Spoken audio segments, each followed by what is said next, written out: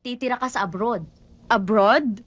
Di ba nandun ang parents mo? Baka ipetisyon kanila sa States.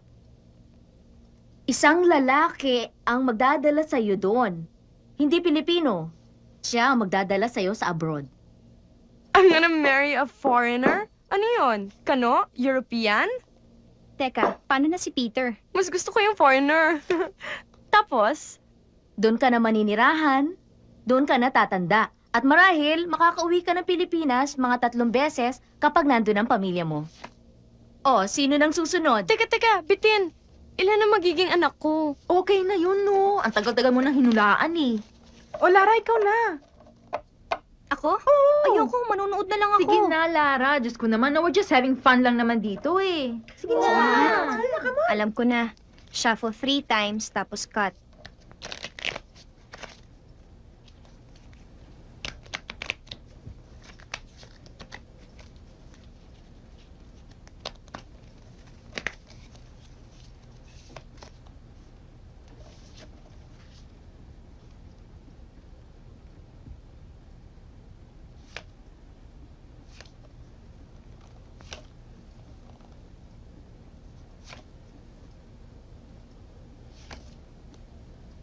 Ayoko ng masama ah. Gusto ko maganda lang.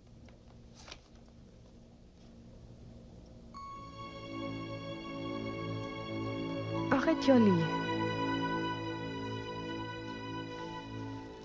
Kung masama, don't say it na lang ah. Malapit mo na siyang makilala. Malapit mo nang makilala ang lalaking itinalaga na makasama mo ng higit pa sa mga araw ng buhay mo. Pero ikakasal na ako eh. How can you say na makikilala ko na siya? 100 taon kayong naghintay upang magkasamang muli. At kapag hindi natupad ang itinakdang araw, 100 taong ulit kayong luluha. You mean, hindi yung boyfriend niya ngayon? Hindi si Alex? Paano mangyayari yun? Maniwala ka sa akin. Sa oras na magtagpo ang inyong mga mata, malalaman mo at malalaman rin niya na walang sino mang nilalang ang maaaring makapaghiwalay sa inyong dalawa. At malapit mo na siyang makilala.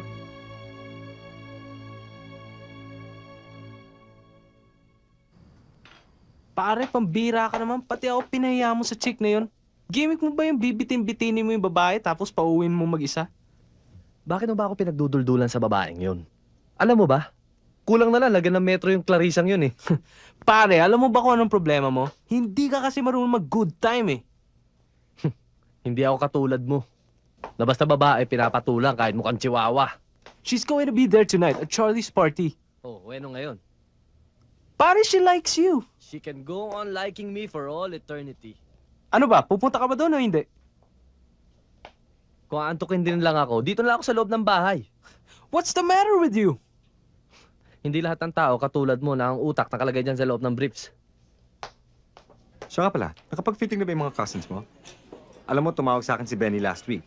Baka kulangin daw siya sa oras kapag may mga adjustments sa mga gowns sa mga bridesmaids mo. Oh, why are you looking at me like that? Wala. Siya nga pala. Yung mga abay natin from your side of the family, natawagan mo na ba? Marami kasi ako inaasikaso sa office eh. Look, I can't do this all alone, ha? Involved ka rin sa kasalan na to, di ba? Then if you want this to work, you must do your share of the chores. Alam mo namang gagawin ko, diba? Huwag mo lang ako masyadong tarantahin. Alam mo, talagang matataranta ka kung hindi ka organized. Tapos tayong mapipintasan kapag may bumulilyaso. Anyway, so what? I'll pick you up at about, let's say, 7:30? Is that okay? Siguro naman by that time, bis ka na, di ba? Why? What's happening ba tonight? Hindi ka pa nagbabasa ng appointment book mo? Pinadjatan ko pa sa'yo last Friday, if I'm not mistaken. It's a birthday of Charlie Regidor. Remember Charlie, our friend?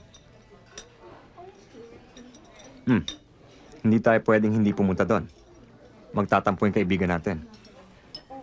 Kaibigan mo si Charlie. Kilala ko lang siya.